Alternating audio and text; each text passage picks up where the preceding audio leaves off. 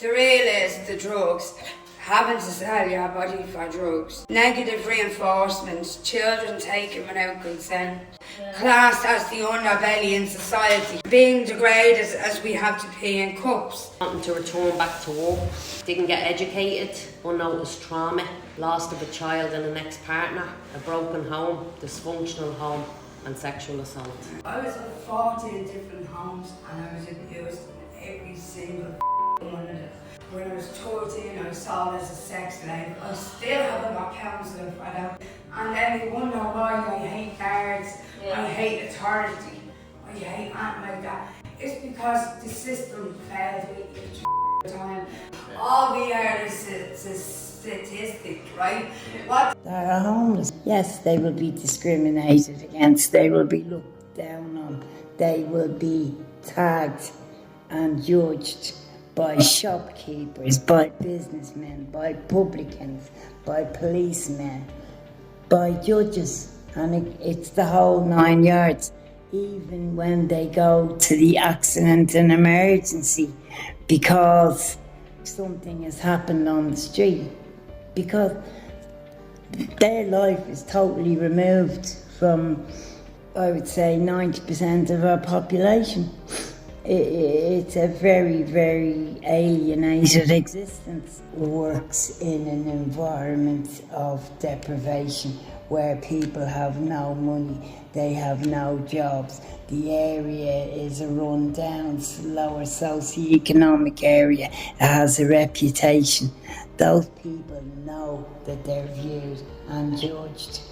And so the whole idea of being able to get out of their head while making a few quid and selling a few drugs as well. But that's one area. I was born into addiction. I was born withdrawing from heroin, so all of a sudden I was born into the stigma. When I was in primary school, they hadn't got ADHD. They had a special school. They had a special class that were bold. And we were always told we are bold. We were always put at the back of the class. We lived in the inner city in town where the drug epidemic was like full throttle. And they put it down to, look, he's just a mess up, that's it. Put him down the end of the class, give him the skill codes. Social workers come up here, take it, bring you up to a room in the shops and doctor come, give you Valium, sedate you. On about 2:30, they wake you up. And then they let you go home, and that'd be it then. Yeah, I grew up in Finglas. We were classed as the lower class, and my father walked out on us when I was 6 years of age. I know personally from my own experience, I've had both physical and mental health issues. I'd like to help people who've been in my situation. Like, I never got the chance of treatment, I never got the chance of ban. I was always just into prison. Then 10 years later, all this ADHD thing comes out, and I'm ADHD up to the hills. I went to a counsellor in my school because they had seen that I had behavioural problems. So they gave me a counsellor. The counsellor was taken away from me because the funding wasn't there. I really engaged with this counsellor, and she got taken away from me. That was my first trauma. The prison system, I was getting no drug counsellors, I was getting nothing. But yeah, I'm the person who's strung out with heroin, I'm the person who needs the help the most. I became very accustomed to drugs, criminality from a very, very young age. Because I know friends, because when I was a kid, they put me in the newspaper, youngest drug addict, and gave me address, the whole lot. No one was allowed to play me, nobody was allowed near me door. The government put me name in the paper when I went to court, and they put up a big write-up about me as well, and round me life basically. So at the age of 5 then we were taken into full-time care where we were put into a children's home.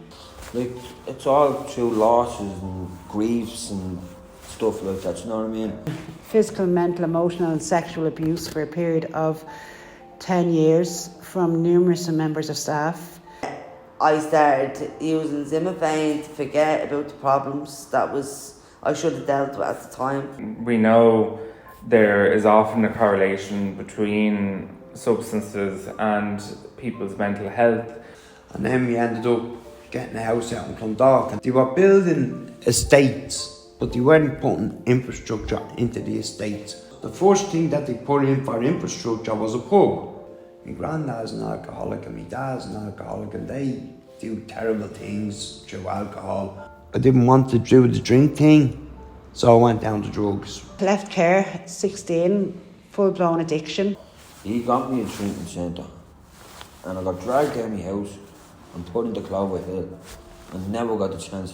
That would have been, this was about 8-9 months ago now, that I could have been rehabilitated. I ended up homeless because I was on drugs. Yeah.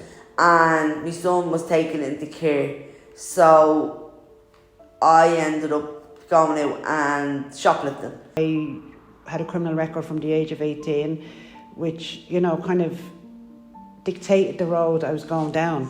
You know, it was kind of like as if I feel now that my road was marked out for me, and I had no choice in the matter because all these decisions were being made for me, and I was just going along with these decisions. And then I was also had that, you know, belief that this was all I deserved, that I deserved no more, that, you know, addiction this was my life, I had no choice in it.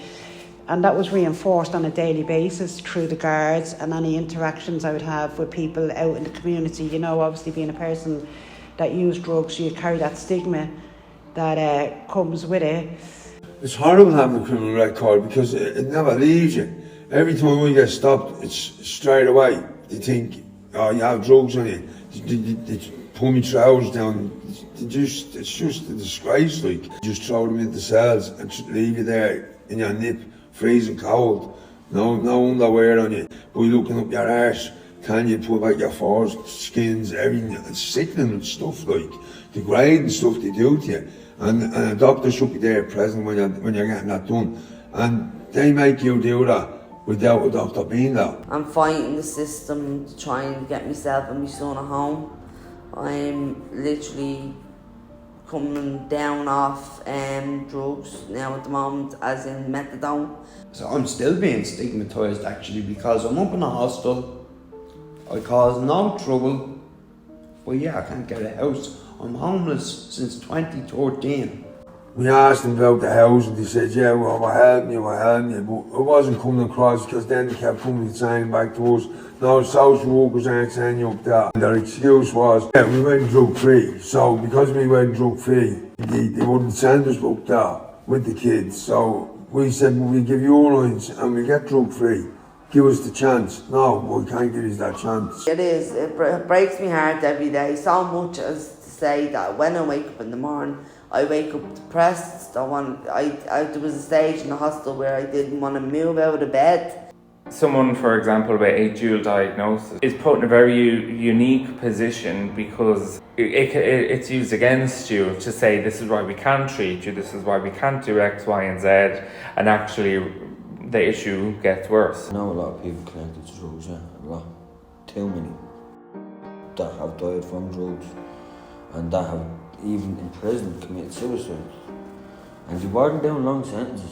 Well, no, a lot of my friends died. There's only three of my friends left. I don't want to be going to prison, back to prison again after so much changes that's had to come into my life and so much of a picture I can see serious changes in my life.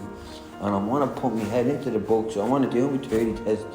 Where I think I get stigmatised is on trains, on buses, walking down the street. They don't actually say it to you, but you can look at them and you can know what they're thinking, you know? The system has completely failed me. Tussle, Dublin City Council, skills, jobs, the prison service, as in judges. I didn't get any college, I didn't get any skill. I still haven't got any skill or anything like that. I still can't read or write, you know, and like, that's the way it is because the system failed me, the government failed me. If you go back to the very start with me, it was the system that failed me, it was the policies that were in place failed me, and then I was punished for that. Remember that, like everyone else, people who use drugs or have experience of substances have the potential to evolve just like the rest of humanity, just like every other person. And I don't think that because of a particular substance being vilified by authorities that we should never give someone another chance, or we should walk by people on the street, or we shouldn't help. I think that we need to actually, if we're going to say we have a health-led approach, we need to actually commit to that instead of it constantly being met with being criminalised, stigmatised and actually denied a lot of rights. We need to be fixed by mental, by physically endowed, so damaged. We've damaged parts of our body.